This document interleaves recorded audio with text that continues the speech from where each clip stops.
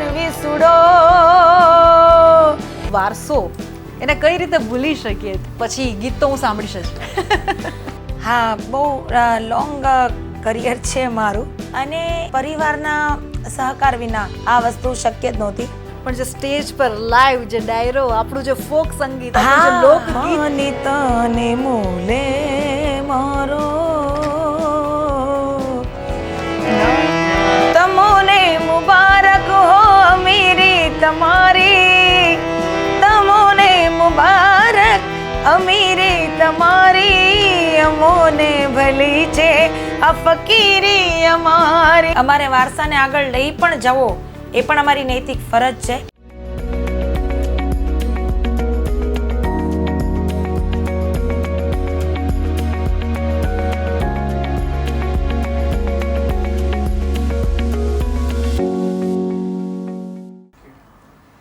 નમસ્કાર, હું છું આપની સાથે બંસી રાજપૂત અને આપ જોઈ રહ્યા છો અમારી ખાસ રજૂઆત સદાબહાર લમ્હે. ખાસ કરીને સદાબહાર લમ્હેમાં હું આપની મુલાકાત અલગ અલગ ક્ષેત્રની પ્રતિભાઓ સાથે કરાવતી હોઉં છું. અને આજના આપણા સદાબહાર લમ્હેના એપિસોડની જે રજૂઆત છે એ ખૂબ જ સંગીતમય રહેવાની છે. કારણ કે આપણી સાથે આપણા જે મહેમાન આજે જોડાયા છે તે એક સુંદર કંઠના માલકીન એવા અને ભજનિક છે, સિંગર છે, બહુ જ બધી વર્સટાઇલ પર્સનાલિટી તેમની સિંગિંગ પ્લેટફોર્મ પર છે તેવા સંગીતા લાબડિયા આપણી સાથે જોડાયા છે. સંગીતાબેન, સદાબહાર લમ્હેમાં આપનું ખૂબ ખૂબ સ્વાગત છે. થેન્ક યુ બંસીબેન, આભાર. જે રીતે કે સંગીતા લાબડિયા નામ જ કાફી છે અને આખી કહેવાય કે તમે દરેક પહેલામાં ગાઓ છો, પછી ભજનિક તરીકે એટલે કે ભજન હોય, ફિલ્મોના ગીત હોય, તો આપણે એવું કરીએ કે શરૂઆત જ આપણે છે ને એક સુંદર રજૂઆતથી જ કરીએ. વાહ વાહ, ચાલો સરસ. આપણી વાતચીતની જે શરૂઆત છે એક સારા મજાના, આમ તો જો કે મેં મારી કારકિર્દી દરમિયાન ઘણા બધા ભજનો ગાયા છે, પણ એમાંનું મને ગમતું જે ભજન છે એનાથી આપણે શરૂઆત શ્રી ગણેશ કરીએ.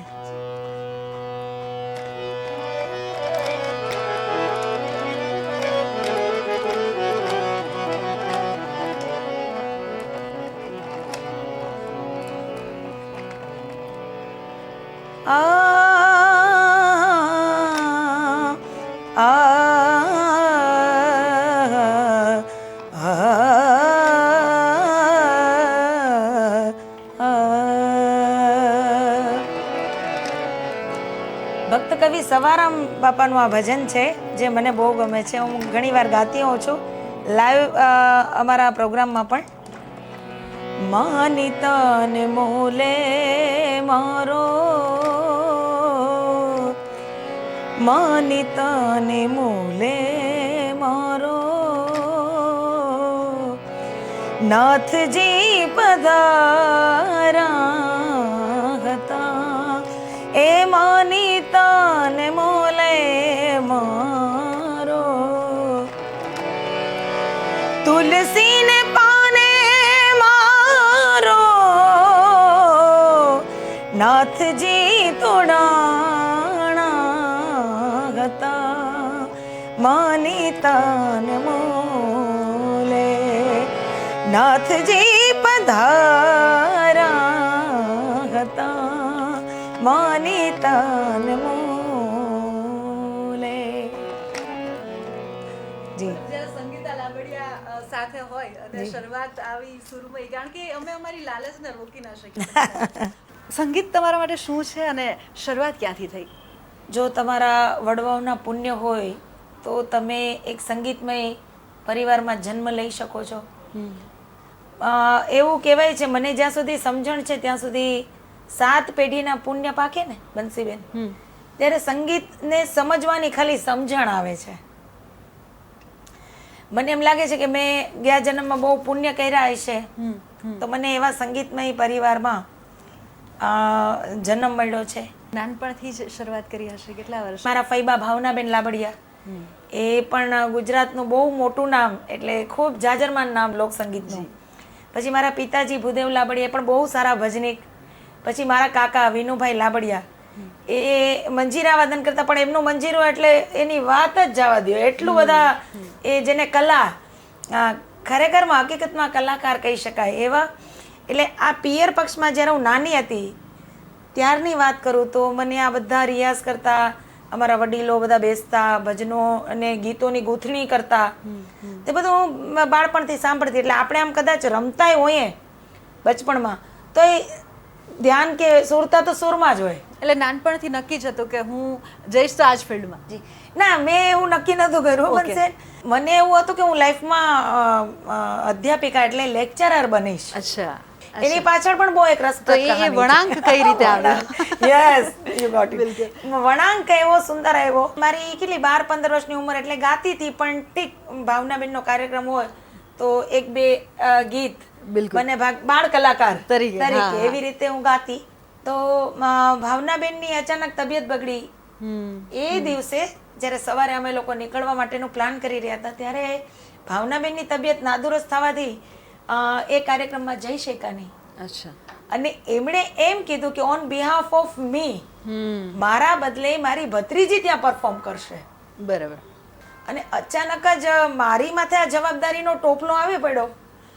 તો મેં તો ના પાડી. પહેલાં તો ગભરાઈ ગઈ. મેં કીધું ના ભાઈ, હું પરફોર્મ નહીં કરું, કારણ કે મને તો કંઈ હા, ભાવનાબેને તે દિવસે કીધું હતું કે તું આ કરીશ જ અને તું કરી જ શકીશ, તું જાત અને મારા આશીર્વાદ છે. બસ એ દિવસ અને એ ઘડી ત્યારથી મારી લાઈફમાં એવો વળાંક આવ્યો કે મારું જે કરિયર હતું એ સંગીત તરફ ફંટાઈ ગયું અને એઝ અ પ્રોફેશન હું આ ક્ષેત્રમાં આવી ગઈ. વના રાતે વનામાં મીંડોળા જા જા,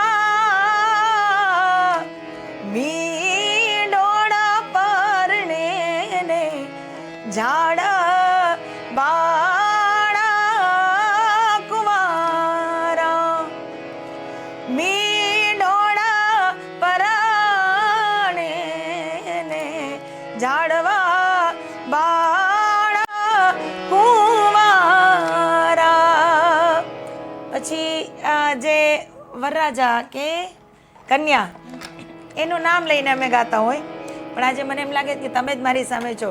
હું તમને પૂછું મારી બેની રે બંસી બેન, આવડા તે લાડ તમને કોની લડાવ્યા, આવડા તે લાડ તમને કોની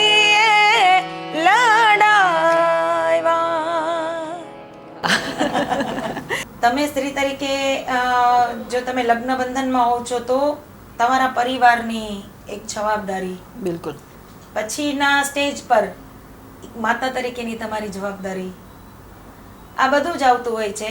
તો એ પરિવારના સહકાર વિના શક્ય જ નથી. અને ભોગ પણ બહુ બધો દેવાતો હોય છે. એક બેલેન્સ સાથે એવો કોઈ પ્રસંગ, એવી કોઈ વાત જો તમે વાત જ જવા દો. ભોગ એટલે કલાકારની જિંદગી, હું તો એ વાતમાં રાજી છું. એ તામઝામ પાછળ બહુ મોટી એક ત્યાગ છે, મોટું એક બલિદાન છે, એની પાછળ બહુ જ મહેનત છે. ખાવા પીવામાં પરેજી છે, ઊંઘ ક્યારેક મળે નથી મળતી એ છે. સારા અમારા પ્રસંગોએ અમે અમારા પરિવારમાં હાજર નથી રહી શકતા, એવડો મોટો ભોગ છે અમારો. બિલકુલ. બાળકોને સમય આપવાની ઈચ્છા હોય. દાખલા તરીકે મારા સનની પેરેન્ટ્સ મીટિંગ હોય, પેરેન્ટ્સ ટીચર મીટિંગ હોય તો હું બહુ ક્યારેક ના પણ જઈ શકું, એવું પણ બને. પણ એ પણ સમજી શકે છે કે ભાઈ આ કલાકાર છે, તો એ કદાચ હાજર રહી શકે ના રહી શકે છે. બીજી વસ્તુ આપણે બહુ સરસ વાત કરી કે જીવનસાથી તરીકેનો બોસ્ટ એ જ જીવાડે છે. કારણ કે કલાનો જીવ છે એક તો જો બંસીબેન બહુ સંવેદનશીલ હોય છે, બિલકુલ લાગણીશીલ જીવ હોઈએ છીએ અમે. એટલે લાગણીશીલ પાત્ર સામે હોય તો જ આ વસ્તુ શક્ય છે. સમજી શકવાની જે એકબીજાની છે અને હું તો ખાલી જીવનસાથી પૂરતી સીમિત નથી, મને તો પરિવાર જ એટલો બધો લાગણીશીલ મળ્યો છે, કારણ કે બધા જ કલાકાર છે. બિલકુલ. તમે માનશો ક્યારેક એવા એવા ઇન્સિડન્ટ્સ બને છે કે રાત્રે 12-1 વાગે સૂઈ ગયા હોય, પ્રોગ્રામ ના હોય તો સૂઈ ગયા હોય, તો 1 વાગે મગજમાં કોઈ ધૂન કે બંદિશ આવે છે ને, તો ઘરનાઓને જગાડીને સંભળાવીએ છીએ એકબીજાને. બરાબર. તો એ સમજી શકે છે. નહીં તો સામાન્ય જણ એમ કે અત્યારે ઊંઘ બગાડવાનો શું મતલબ. Right right.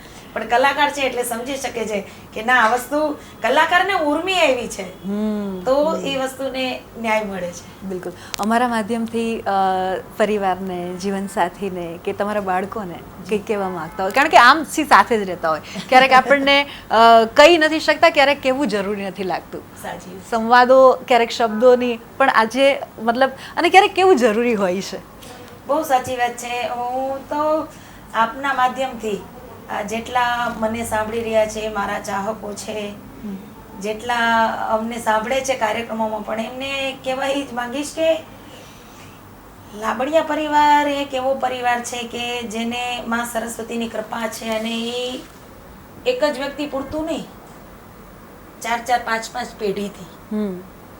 એટલે આપ વિચાર કરો કે અમારા વડવાઓએ આટલી બધો સંઘર્ષ કર્યો, પછી અમારામાં રેડ્યું, જી, અમારી આગલી પેઢીએ અમને આપ્યું, અમારા બાળકોમાં અમે રેડી રહ્યા છીએ. મારો દીકરો, મારા 2 દીકરા છે. અચ્છા. એમાં નાનો દીકરો સંગીતને વરેલો છે, અને એ પણ કલાકાર છે, એટલે બહુ લાગણીશીલ છે. એટલે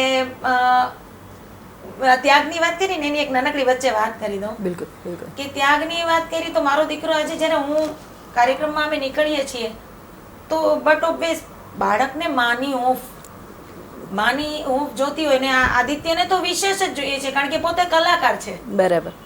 હવે તો જો કે મોટો થઈ ગયો છે, એ ફેસ તો અમે પાસ કરી દીધો. મારીઓની ગેમની જેમ ઠેકી ગયા. રાઈટ. પણ આદિત્ય ક્યારેક હજી મિસ કરે કે મમ્મી તું આજે પ્રોગ્રામમાં જવાની છો, તો મને નીંદર નહીં આવે, મને ઊંઘ નહીં આવે. પછી હું એને કેવી રીતે સમજાવું છું, એ આ મીડિયાના માધ્યમથી લોકો પણ સાંભળશે અને આપણને પણ ગમશે. બિલકુલ બિલકુલ. હું એને એવી રીતે સમજાવું છું કે દીકરા, આજે મમ્મી કલાકાર છે તો એ પરફોર્મ કરવા જઈશ, તો તું એના વિના રહે છો, બરાબર? હવે કાલ સવારે તારા પરફોર્મન્સ હશે, તું ગાયક બનીશ, બહુ મોટો સિંગર બનીશ, ત્યારે મમ્મી ઘરે રહેશે. થઈ ગયું ને બેનું બેલેન્સ થઈ ગયું. આવી રીતે સમજાવું. બરાબર. અને એ સમજી પણ જતા હશે. સમજી પણ જાય છે. એટલે તમે કીધું ને કે જે પરિવારની વાત, બાળકોની વાત, એ સમજણ, એ ક્યાંક ને ક્યાંક એટલે જ કલાના સાધના કહેવાય છે. તપ આખો થ્રુ આઉટ, મતલબ એક તપ છે જે આપણે તો સાધનાની સાથે કરતા જોઈએ છીએ, સાથે સાથે પરિવાર આપણને સાથ આપતા આપતા પણ એક અલગ લેવલનું જે તપ. મને એમ લાગે છે બંસીબેન કે ખાલી ઈ તપમાં હું જ નથી, મારી સાથે આખો પરિવાર છે. અમે 10 જણાનું સંયુક્ત પરિવાર છીએ. મારા સાસુ સસરા એટલે ભાવનાબેન, મારા સસરા શ્રી જયદેવભાઈ, મારા હસબન્ડ બ્રિજરાજ, હું, પછી મારો બ્રધર ઇન લો પણ કલાકાર રાજ, એની વાઈફ મહેશ્વરી, અને પછી એક બહુ જ રસપ્રદ પડદા પાછળની વાત એ કહી શકાય, અમારા જીવનના તાણાવાળામાં એક મજાની વાત. મારી સિસ્ટર ઇન લો રૂપાબેન, તો બધા જ કલાકાર છે, બધા જ લાગણીશીલ છે, અને મારા 2 બાળકો, અને રાજને એક દીકરો છે, હમણાં જ એ 2 વર્ષનો પૂરો નાનકડો છે, અને 3જું વર્ષ એને બેસશે. એટલે મજાની વસ્તુ એ છે કે હું એકલી તપમાં નથી ઉતરતી, મારી સાથે આખો મારો પરિવાર ઉતરે છે આ તપમાં, ત્યાગમાં, બલિદાનમાં, જતું કરવામાં. કારણ કે તમે સમજો, મોટા મોટા તહેવારો જ અમે ઘરે નથી હોતા. રક્ષાબંધન, જલારામ જયંતિ, હનુમાન જયંતિ, રામનવમી, દિવાળી, તો પરિવાર એવી રીતે સમજી શકે છે. રાઈટ. એટલે જે રીતે તમે વાત કરી, એટલે હું એ પણ ફિગર આઉટ કરી શકું છું કે તમે સંયુક્ત પરિવારમાંથી આવો છો.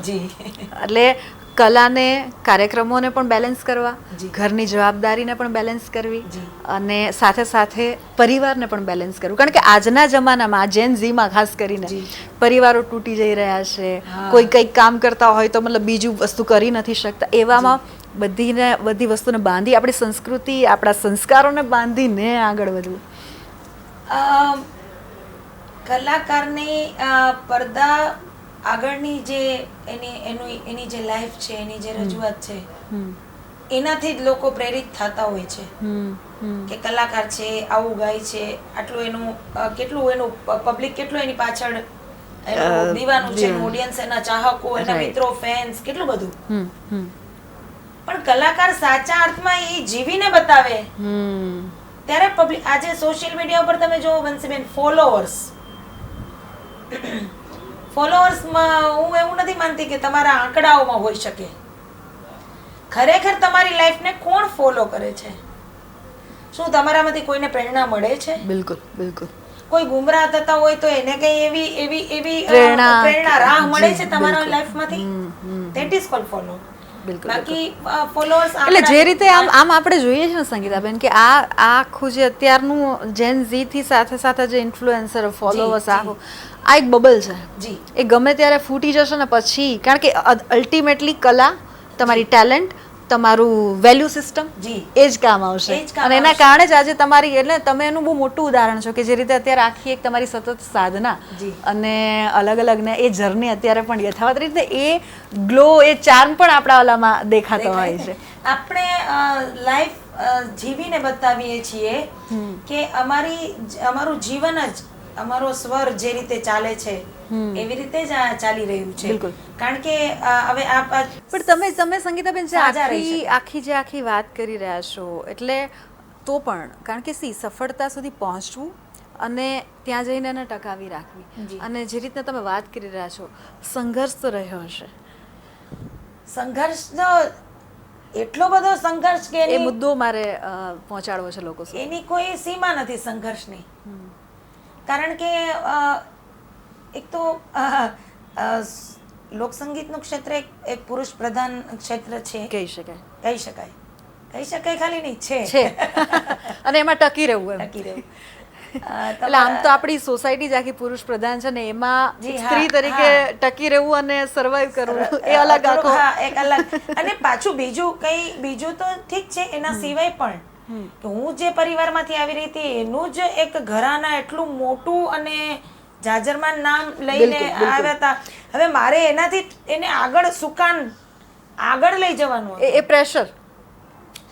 પ્રેશર એટલે હું એનાથી સવાયું કરું તો તમારા પરિવારનું કે તમારા કુળનું કે તમારા સાસરિયા કે પિયરિયા કે માવતરિયા, તમારું ઈ એક બિલકુલ એનું અપ લેવલે લઈ જવા, જેને કે સોનામાં સુગંધ, મંદિરમાંથી મીંડું ચડાવવાનું હતું મારે.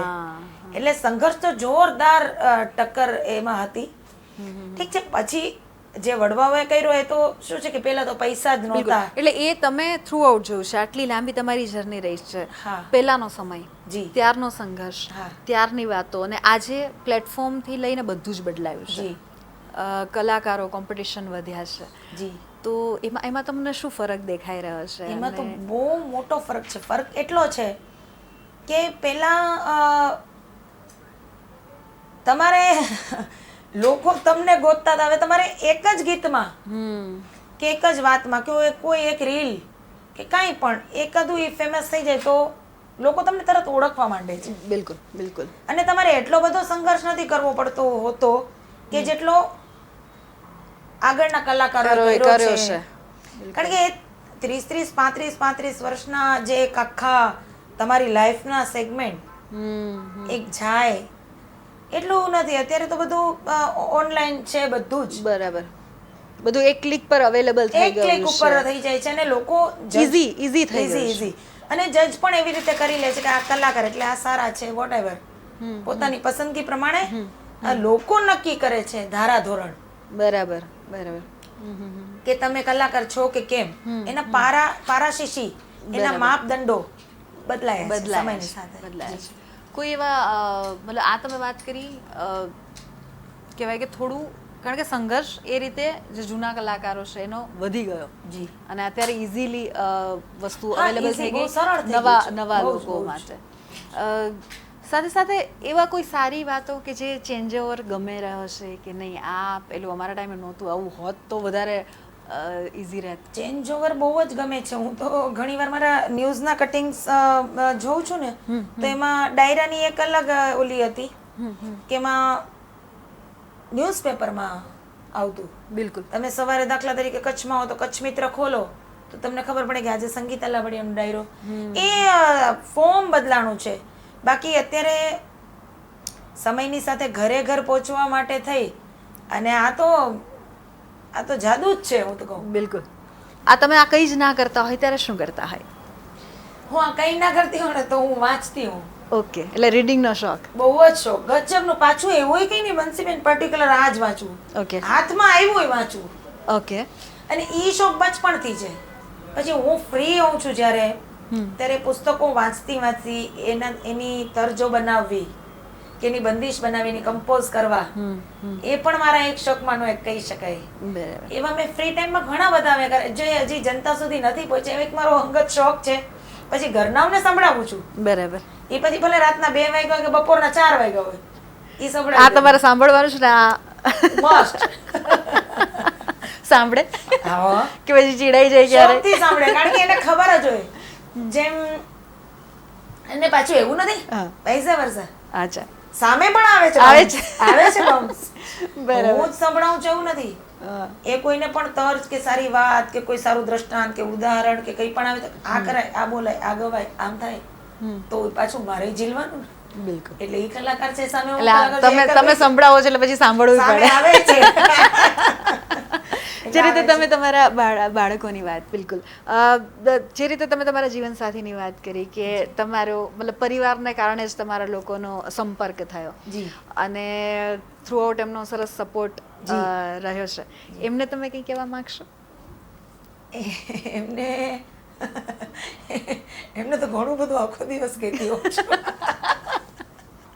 એ પ્રશ્ન તમારે એમને પૂછવો પડશે. અચ્છા, તો પછી કે સંગીતા લાવડિયા તમને શું શું કહે છે? હા, એટલે તમે બી સપોર્ટની નહીં વાત કરી, પરંતુ જ્યારે લગ્ન જીવન હોય એટલે નાના મોટા મતભેદો ક્યારેક તણખાતો જરતા જો મીઠા ઝઘડા પણ થતા હોય, એવો કોઈ કિસ્સો, એવી કોઈ વાત જો ટાંકવા માંગો તમે? એની બહુ મજા છે કારણ કે એ છે ને એકદમ શાંત પ્રકૃતિ. અમે આમ ઉત્તર દક્ષિણ છીએ. અચ્છા. હા, તો મારો સ્વભાવ અને મારું જે વ્યક્તિત્વ છે એ થોડુંક અલગ, એકદમ લાઇવલી. હા, લાઈવ તો છે, લાઈવ તો he is also live. Right, right. પણ મારું થોડુંક ઉતાવળિયું અને થોડુંક અને એ છે નિરાંત બાબા છે. કામ એન્ડ કમ્પોઝ. હા, કામ એકદમ શાંત. અને પણ એ અચ્છા, તો મતલબ જુગલબંધી પણ થતી હશે? હા, અમારી જુગલબંધી લોકોને બહુ જ ગમે છે કારણ કે અમે લગ્ન ગીતો સાથે ગાઈએ છીએ, ગરબાના કાર્યક્રમો સાથે કરીએ છીએ, ડાયરામાં અમે સાથે ગાઈએ છીએ. તો ઓલમોસ્ટ જીવનસાથી અને સુરના સાથી. તો જીવનસાથીની આટલી સરસ વાતો થઈ, જીવનસાથીને ગમતું અથવા તો જીવનસાથીને કહી શકો તમે સંગીતમય રજૂઆત એક અમારા દર્શકો માટે કરી દો. મારા જીવનસાથીને મારા ઘણા બધા ગીતો ગમે છે. મેં કમ્પોઝ અમુક કર્યા છે, એ પણ એમને બહુ વાલા છે. પણ એમાંથી એકાદું યાદ કરું તો આ મેં એક ગરબાની તર્જ બનાવેલી જેનું આ કમ્પોઝિશન મેં કર્યું છે. ઓકે. એને બંદિશ મેં બનાવી છે અને એ એમને બહુ ગમે છે.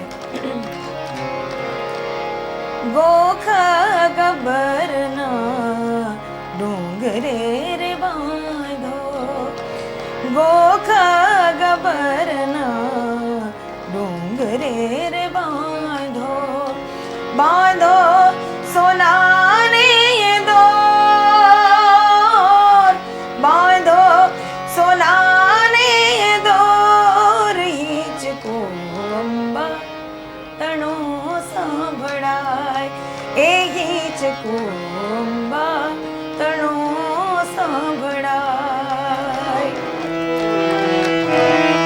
તમોને મુબારક હો મીરી તમારી, તમોને મુબારક અમીરી તમારી, અમોને ભલી છે આ ફકીરી અમારી.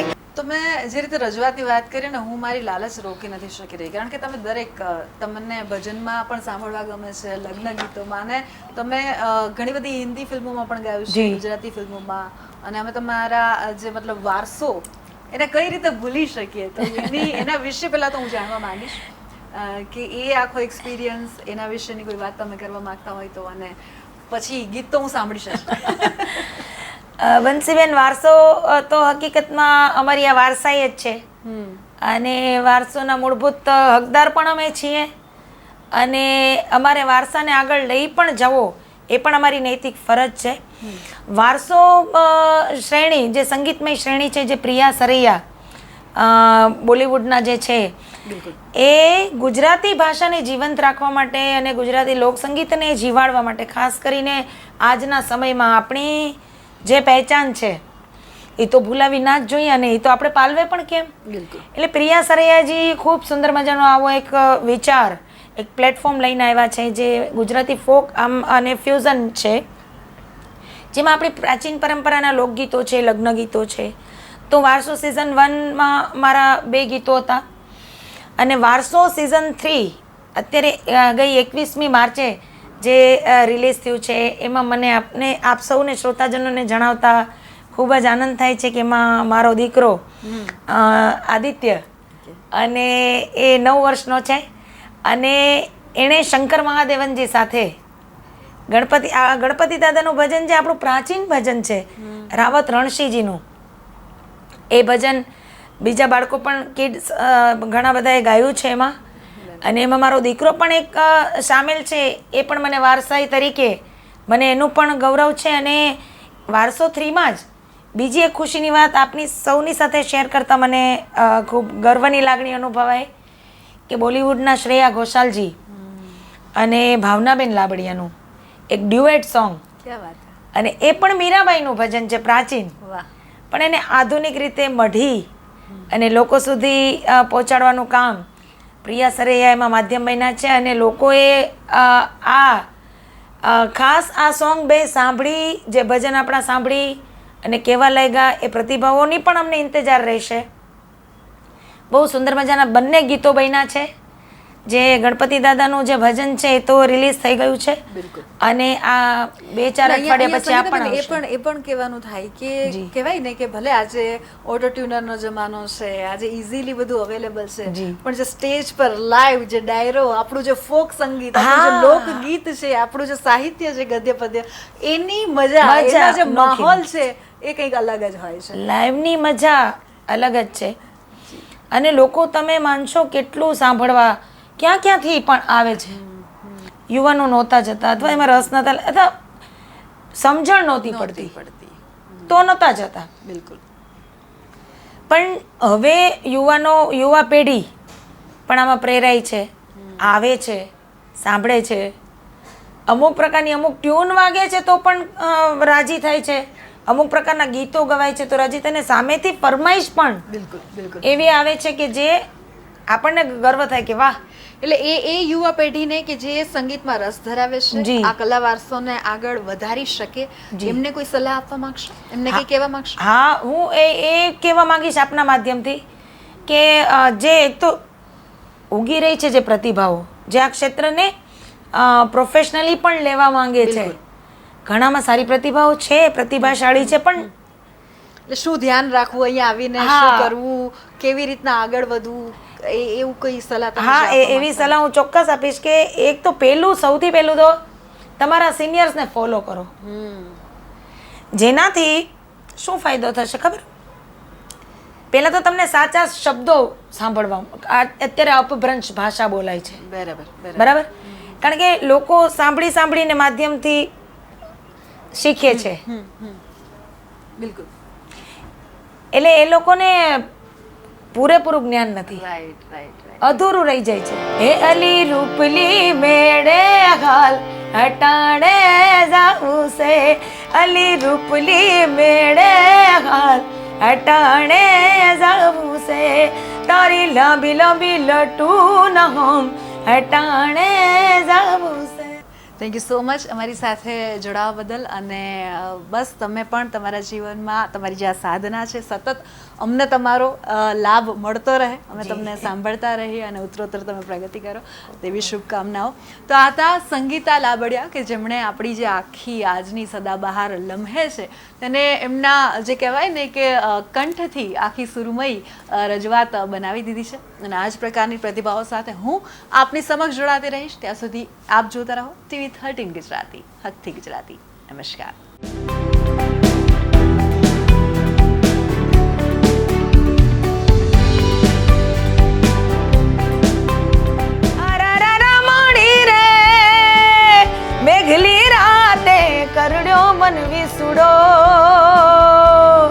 વારસો એને કઈ રીતે ભૂલી શકીએ? પછી ગીત તો હું સાંભળીશ જ. હા, બહુ લોંગ કરિયર છે મારું અને પરિવારના સહકાર વિના આ વસ્તુ શક્ય જ નહોતી. પણ જે સ્ટેજ પર લાઈવ જે ડાયરો, આપણું જે ફોક સંગીત, આપણું જે લોકગીત, તને મૂલે મારો તમોને મુબારક હો અમીરી તમારી, તમોને મુબારક અમીરી તમારી, અમોને ભલી છે આ ફકીરી અમારી. અમારે વારસાને આગળ લઈ પણ જવો એ પણ અમારી નૈતિક ફરજ છે.